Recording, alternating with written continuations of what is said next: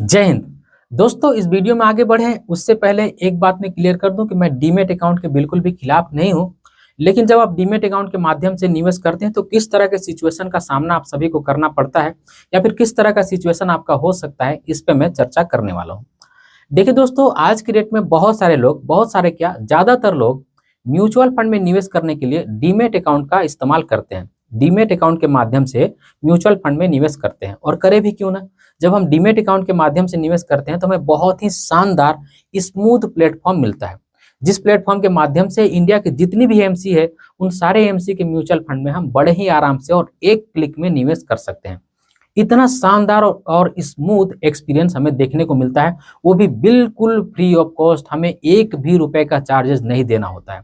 यहाँ पे किसी भी तरह का कोई भी कॉस्ट हमें देना नहीं होता है। और बहुत सारे डीमैट अकाउंट ने तो यहाँ तक कह दिया है कि म्यूचुअल फंड के निवेश के लिए हम कोई भी पैसा चार्ज नहीं करेंगे। लाइफ टाइम हम कभी भी, जो भी लोग म्यूचुअल फंड में निवेश करते हैं, इसके लिए हम एक भी रुपए का चार्ज नहीं करने वाले हैं।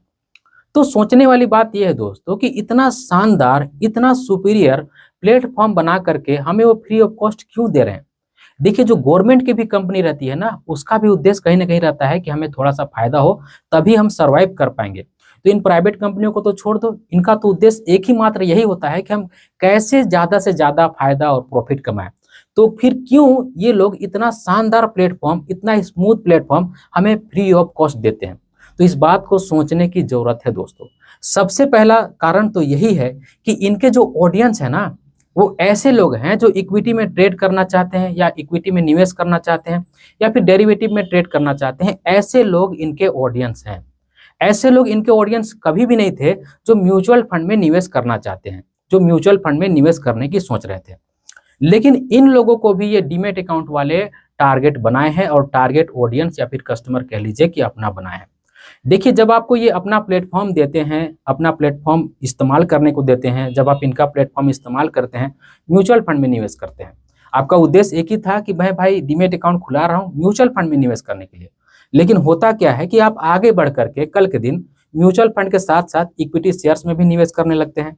और यहाँ तक तो सब कुछ सही है कि जब आप इक्विटी शेयर्स में निवेश करते हैं, लेकिन कल के दिन आपको पता चलता है कि भाई यहाँ डेरिवेटिव में ट्रेड भी होता है, हम फ्यूचर एंड ऑप्शन में ट्रेड भी कर सकते हैं। तो आप करते क्या है कि फ्यूचर एंड ऑप्शन में ट्रेड भी करने लगते हैं। और जब आप एक बारी फ्यूचर एंड ऑप्शन में या फिर किसी भी तरह का ट्रेड करने लगते हैं ना, तो इनका इनकम यहाँ से जनरेट होने लगता है। फिर इस बात से इनको कोई भी मतलब नहीं है कि आपको नुकसान हो रहा है कि आपको फायदा हो रहा है।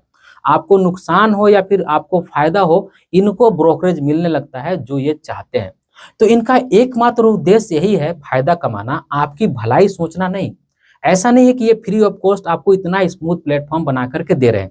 ये जान रहे हैं कि अपने प्लेटफॉर्म पर किसी भी तरह से ऐसे ऑडियंस को बुलाओ, ऐसे क्लाइंट को बुलाओ, ऐसे कस्टमर को बुलाओ जो इनके कस्टमर कभी थे ही नहीं। इनके जो टारगेटेड ऑडियंस वो कभी थे ही नहीं। ऐसे लोगों को भी ये अपने प्लेटफॉर्म पर बुला लेते हैं म्यूचुअल फंड का ऑप्शन दे करके। और कल के दिन जो कस्टमर है, क्लाइंट है, वो धीरे धीरे इक्विटी में भी निवेश करने लगता है। इक्विटी तक सही है, और बाद में आगे बढ़ करके ट्रेड भी करने लगता है, जहां पे उसको होता है नुकसान।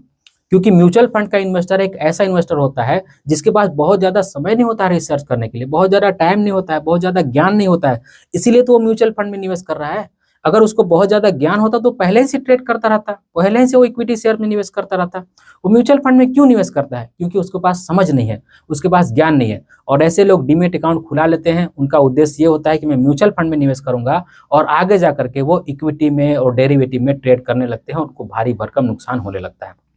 दोस्तों, जैसे ही आप अपने डीमैट अकाउंट में लॉगिन करेंगे, वैसे ही आपके पास पॉपअप आ जाएगा। वो आरबीआई सेबी का गाइडलाइंस है, उसमें ये बताता है कि 90 से 95% लोग ऐसे हैं जो ट्रेड करते हैं और उनको लॉस होता है। यानी कि अगर आप ट्रेड करते हैं तो चांसेस ये है कि 100 में से 95 लोगों को नुकसान होता है। तो आप सोच करके देखिए कि क्या उन 5 लोगों में आप शामिल हैं जो प्रॉफिट कमाते हैं, या फिर आप उन 95 लोगों में शामिल हैं जिनको लॉस होता है। तो दोस्तों, मैं अगेन बोल दूं कि मैं डीमैट अकाउंट के खिलाफ नहीं हूं।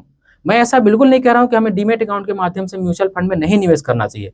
लेकिन जब आप डीमैट अकाउंट खुलाते हैं तो आपका उद्देश्य क्लियर होना चाहिए। आपका उद्देश्य साफ होना चाहिए कि मैं डीमैट अकाउंट खुलाया हूं म्यूचुअल फंड में निवेश करने के लिए। मैं म्यूचुअल फंड में निवेश करूंगा। ज्यादा से ज्यादा अगर मुझे कभी समझ में आ गया, किसी इक्विटी शेयर्स के बारे में मालूम चल गया, तो मैं उस इक्विटी शेयर्स में निवेश करूंगा। ऐसा नहीं करूंगा कि मैं म्यूचुअल फंड का इन्वेस्टर हूं और जा करके डेरिवेटिव में ट्रेड करने लगूंगा। मेरा कहने का बस मतलब ये है दोस्तों कि जब आप डीमेट अकाउंट के माध्यम से म्यूचुअल फंड में निवेश करने जाते हैं तो सिर्फ आपको म्यूचुअल फंड में ही निवेश करना चाहिए, या फिर ज्यादा से ज्यादा आपको इक्विटी शेयर्स में निवेश करना चाहिए।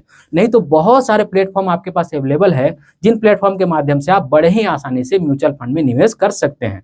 अब आपका सवाल ये हो सकता है कि ठीक है, फिर तो कौन से वो ऐप हैं जिन ऐप के माध्यम से इतना ही स्मूथली हम एक्सपीरियंस ले सकते हैं और इतना ही आसानी से हम म्यूचुअल फंड में निवेश कर सकते हैं। देखिए दोस्तों, अगर आपका उद्देश्य सिर्फ और सिर्फ म्यूचुअल फंड में ही निवेश करने का है तो बहुत सारे app free of cost available है।